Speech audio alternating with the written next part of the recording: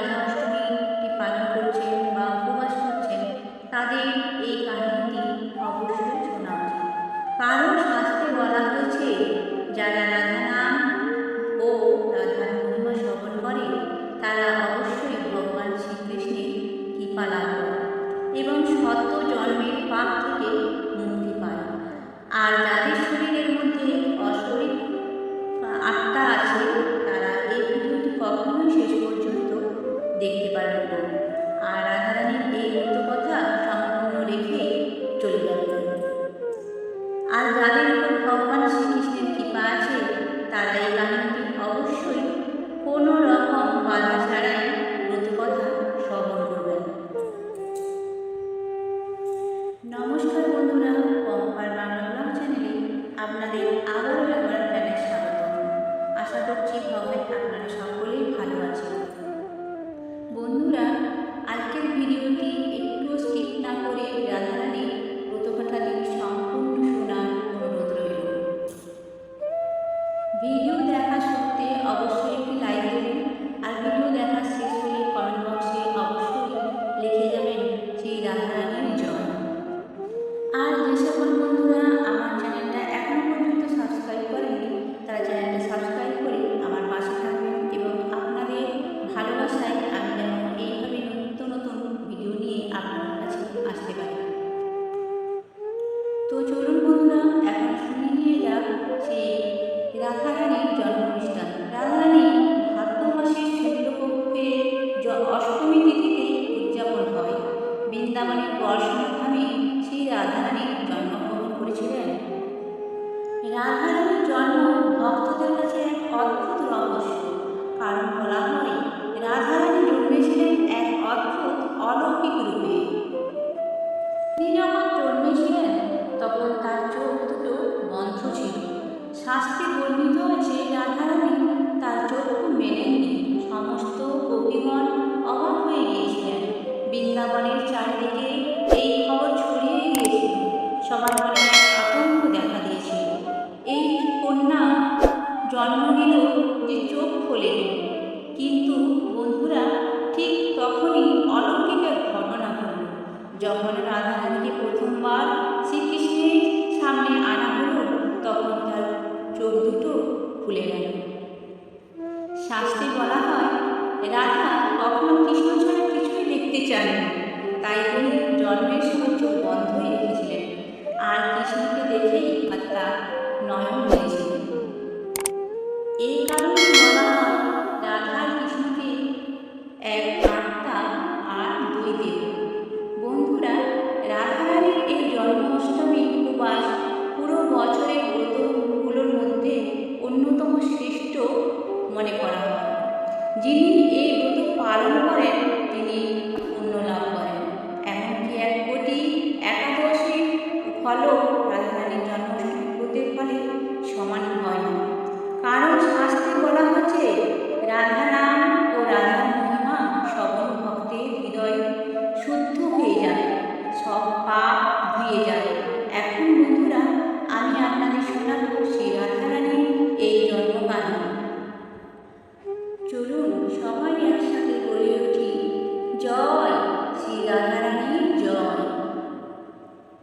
বৃন্দাবনের বর্ষণাগামী এক মহাপুণ্যবান দম্পতি ছিলেন, বিশ্বভানু মহারাজ এবং কৃতিকা দেবী। তাদের দীর্ঘদিন কোনো সন্তান, দুজনে গভীরভাবে তপস্যা শুরু করলেন। একদিন বৃন্দাবনের কদম গাছের নিচে বসে বিশ্বভানু মহারাজ তপস্যা করছিলেন। তখন দেবী কৃতিকা স্বপ্নে দেখলেন এক অদ্ভুত দিব্য আলো তার করে আসছে। কিছুদিন পর তাদের ঘরে জন্ম নিলেন এক অপূর্ব কন্যা, যিনি পৃথিবীতে শ্রীমতী রাধারূপে আবির্ভূত হলেন। এই সংবাদ শুনে পুরো বৃন্দাবন আনন্দে ভরে গেল।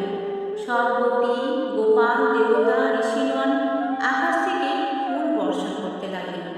স্বর্গলোক থেকেও দেবীগণ অবতীর্ণ হলেন, কারণ তারা জানতেন এই কন্যা আর কেউ নন, স্বয়ং ভগবতী লাবিনী শক্তির রূপ রাধা। কিন্তু বন্ধুরা, যেমন আমি আপনাদের আগেই বলেছি, রাধারানীর চোখ কিন্তু তখনও বন্ধ ছিল। সবাই উদ্বিগ্ন ছিলেন। বৃন্দাবনের মহিলারা নানা আচার অনুষ্ঠান করলেন, কিন্তু তাতে কোনো ফলদায়ী হলো না। হঠাৎ একদিন নন্দ ও যশোদা মাতা তাদের লাল গোপালকে নিয়ে গেলেন বর্ষণায়। সেই সময় কৃতিকা দেবী ছোট্ট রাধারানীকে তাদের কোলে দিলেন। যে মুহূর্তে রাধারানী প্রথমবার শ্রীকৃষ্ণের মুখ দেখলেন, তার নয়ন খুলে গেল। এই দৃশ্য দেখে সবাই বিস্ময়ে আবির্ভূত হয়ে গেলেন। আকাশ থেকে দেবীগণ ধ্বনি দিলেন, জয় রাধে, জয় শ্রীকৃষ্ণ।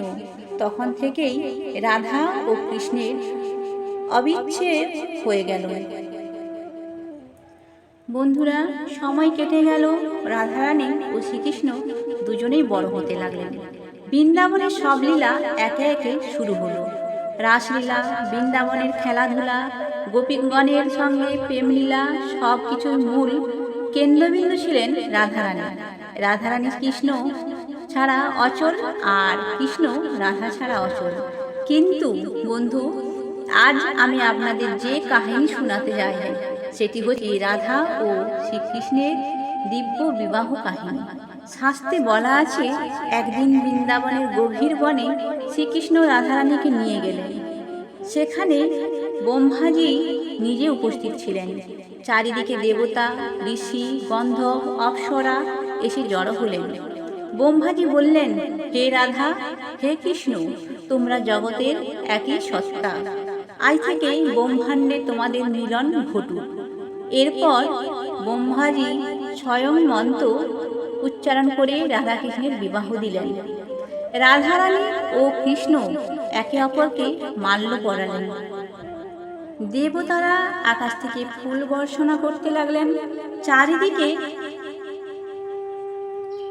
জয় রাধে, জয় কৃষ্ণ ধ্বনি উঠল।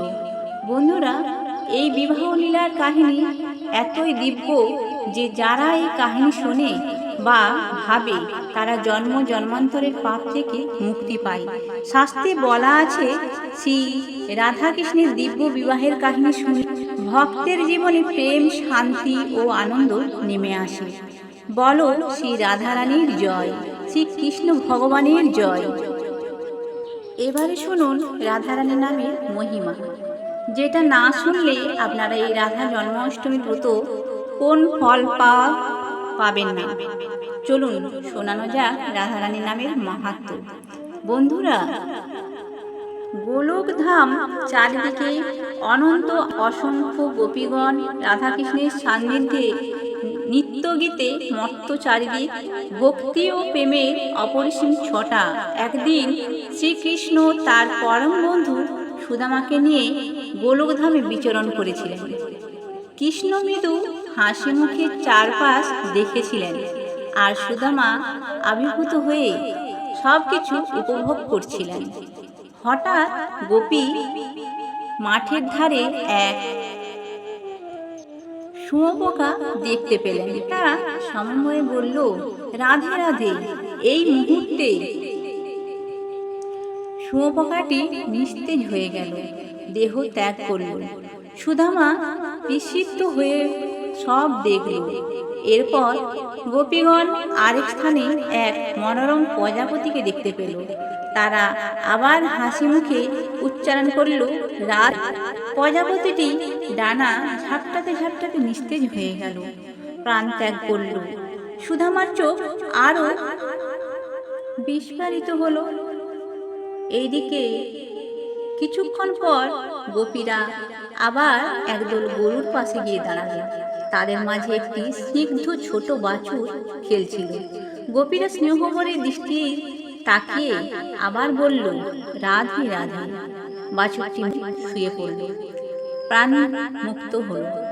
এই সমস্ত দৃশ্য দেখে সুদামা আর নিজেকে ধরে রাখতে পারলেন না।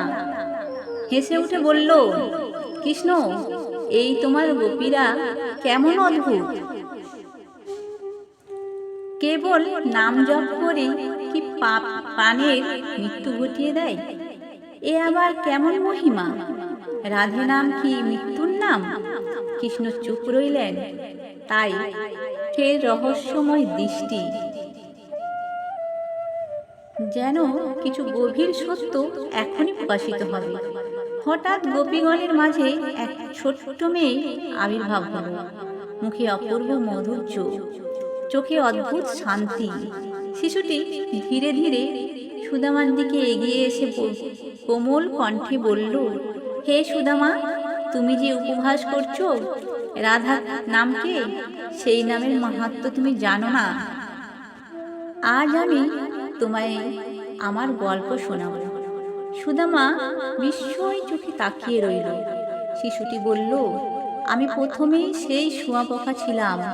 গোপীগণ যখন আমাকে দেখে বলল রাধে রাধে, তখন আমি সেই ঘৃণ্য জন্ম থেকে মুক্তি পেলাম। এরপর আমি জন্ম নিলাম এক সুন্দর প্রজাপতি হয়ে। কিন্তু যখন আবার গোপীগণ আমার দিকে তাকিয়ে রাধে রাধে বলল, আমি সেই জন্ম থেকেও মুক্তি পেলাম। তারপর আমি আবার হলাম নিরপরাধ বাছুর। আবার গোপীগণ যখন নাম উচ্চারণ করল, তখন আমি পশু থেকেও মুক্তি পেলাম। অবশেষে আমি এই মানব জন্ম পেলাম। এখন আমি এসেছি তোমাদের মাঝে। হে গোপীগণ, আরেকবার যদি তোমরা আমার দিকে তাকিয়ে রাধার নাম জপ করো, আমি মানব জন্ম থেকে মুক্তি পেয়ে চিরকাল গোলকধামে স্থায়ী হতে চাই। শিশুটি কাঁপা কাঁপা কণ্ঠে বলল। গোপীগণের চোখে জল এসে গেল। তারা সবাই একত্রে হাত জোর করে শিশুটির দিকে তাকালো এবং সমন্বয়ে উচ্চারণ করল, রাধে রাধে। মুহূর্তের মধ্যেই আলো ঝলমলে কিরণ ছড়িয়ে পড়ল। শিশুটি দেহ দীপ্তমান হলো। সে ধীরে ধীরে আকাশের দিকে ভেসে উঠল, আর তারপর সে মিলিয়ে গেল রাধারানীর দেহে। সবাই স্তম্ভিত হয়ে দাঁড়িয়ে রইল। বাতাস ভেঙে আসছিল অমৃত স্বরধ্বনি, রাধে রাধে রাধে রাধে। এই অলৌকিক দৃশ্য দেখে সুদামার হৃদয় ভেঙে গেল। সুদামার অহংকার, উপহাস সব মিলিয়ে গেল। তিনি কান্নায় ভেঙে পড়লেন। হে রাধারানী, আমাকে ক্ষমা করুন। আমি আপনার নামের মাহাত্ম্য বুঝতে পারিনি। আজ থেকে আমি আমার জীবনের প্রতিটি মুহূর্তে কেবল আপনার নামই জপ করব। রাধারানী তার অসীম করুণাময় সুদামাকে ক্ষমা করলেন। সেই দিন থেকে সুদামার ঠোঁটে কেবল একই নাম, রাধে রাধে। শাস্ত্রে বলা হয়েছে, যে প্রাণী হোক যে অবস্থাতেই থাকুক, যদি তার কানে রাধার নাম পৌঁছে যায়, তবে তার জন্মান্তরের বন্ধন ছিন্ন হয়। সে মুক্তি পেয়ে চিরকালের জন্য গোলকধামে স্থান লাভ করে। রাধার নাম মানে মুক্তি, দৌড়গড়া। রাধার নাম মানে চিরন্তন প্রেম। রাধার নাম মানে শ্রীকৃষ্ণের হৃদয়। বন্ধুরা, আপনাদের শোনানো হলো শ্রী রাধারানীর জন্ম বৃত্তান্ত ও রাধাকৃষ্ণের বিবাহ কাহিনী। কেমন লাগলো অবশ্যই কমেন্টে জানাবেন। আর ভিডিওটি যদি ভালো লেগে থাকে, অবশ্যই আপনি আপনার বন্ধু বা পরিজনদের সাথে শেয়ার করবেন। যে সমস্ত বন্ধুরা নতুন, এখনও আমার চ্যানেলটি সাবস্ক্রাইব করেনি, তারা চ্যানেলটি সাবস্ক্রাইব করে আমার সাথে থাকবেন। সবাই ভালো থাকবেন, সুস্থ থাকবেন। আবারও দেখা হবে। ভগবান আপনাদের মঙ্গল করুন। জয় শ্রী রাধে কৃষ্ণ, জয় শ্রীকৃষ্ণ। রাধে রাধে বন্ধুরা।